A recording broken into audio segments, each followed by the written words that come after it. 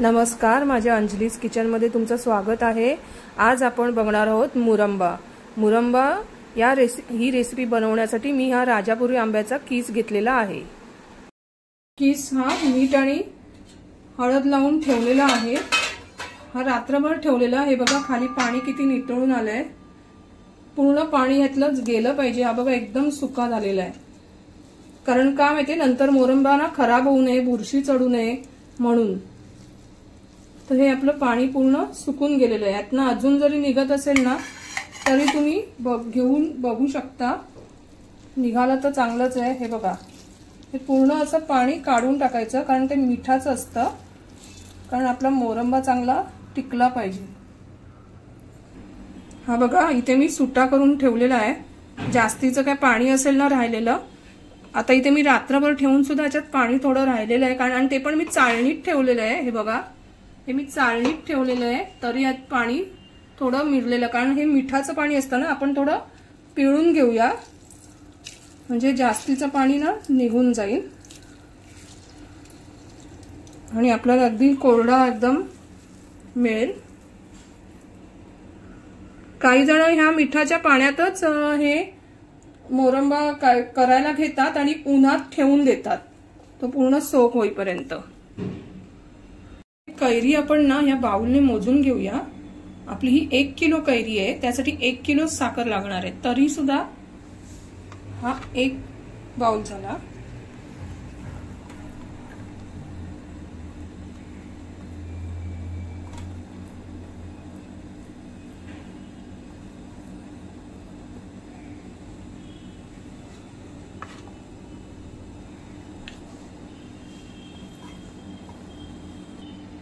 हे आपलं 1, 2, 3 आणि 1 अर्धा, म्हणजे 3.5 बाउल झालेलं आहे। तेवढी आपल्याला साखर लागणार आहे। तर आता मी सर्वप्रथम इथे तूप घालते। ह्या लवंगा घेतल्यात, ह्या आपण फोडणीला घालणार आहोत।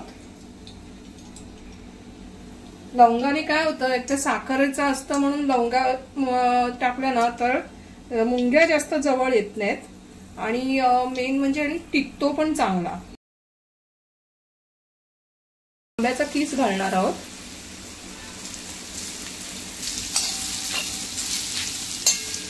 हे चांगलं परतून घ्यायचंय आपल्याला।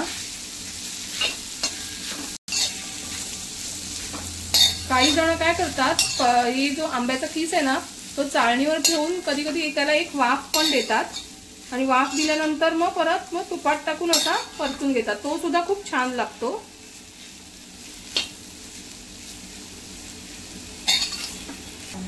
हा 1 बाउल साखर घालते, हा दुसरा बाउल घालते, हा तिसरा बाउल घालते, आणि आता अगदी थोडी घालायची, कारण 3.5 आहे ना आपण मोजलं तेव्हा झालेलं।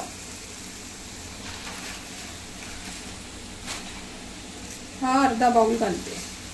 3.5 प्रमाणे आपला कीस होता तसा 3.5 मी साखर घातलेली आहे।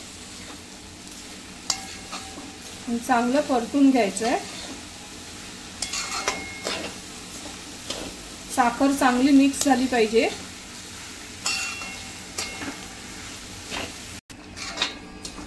हे बघा, साखर अशी विरघळत चाललेली आहे। चांगलं ढवळतच राहायचंय कंटिन्यू, मंद गॅसवर असं छान।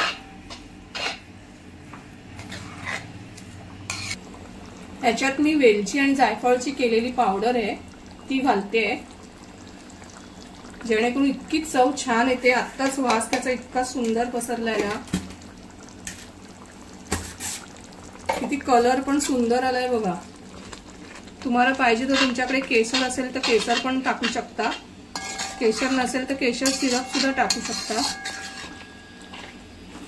पण काही मी हळद आणि मीठ लावल्यामुळे ह्याच्यात काही मला वाटत नाही, म्हणून मी केशर टाकत नाहीये।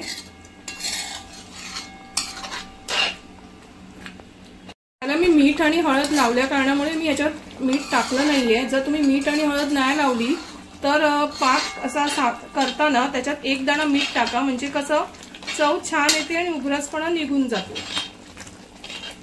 अगदी चिमूटभर 1 दाणाच टाकायचं मीठ। जसं आपण गाजरच्या हलव्याला कसं करतो तसं त्याच्यात एक दाणाच मीठ टाकायचं, जर तुम्ही मीठ आणि हळद लावली नसाल तर. आता हा पाक अगदी घट्ट होईपर्यंत आपल्याला हे ढवळत राहायचं आहे, पाक तयार होईपर्यंत. तुम्हाला जर साखर वाटली कमी तर तुम्ही थोडी टेस्ट करून बघा, जर साखर कमी वाटली तर तुम्ही अजून घालू शकता.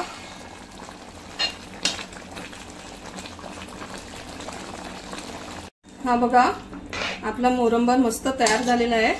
मी गॅस बंद केलेला आता आणि आता हे आपण थंड होऊ द्यायचं. आपल्याला कळणार कसं, हा बघा पाक एकदम घट्ट झालेला आहे बघा, तार निघतीये हे बघा. आणि मोरंब्याचं पण हे चांगलं शिजलेलं आहे हे बघा. अशा तऱ्हेने आपला हा मोरंबा तयार झालेला आहे. आणि हा थंड करत ठेवायचा आणि थंड झाल्यानं, थंड म्हणजे बाहेरच ठेवून द्यायचा आणि नॉर्मल रेंजला आल्यावर थंड झाल्यावर तो मग एका काचेच्या बरणीत भरायचा. तर अशा तऱ्हेने आपला हा मोरंबा तयार झालेला आहे. तुम्हाला हा अशा पटकन झटपट होणारा आहे, नक्की करून बघा. आणि माझ्या अंजलीज किचनला लाईक करा, शेअर करा, सबस्क्राईब करा. धन्यवाद.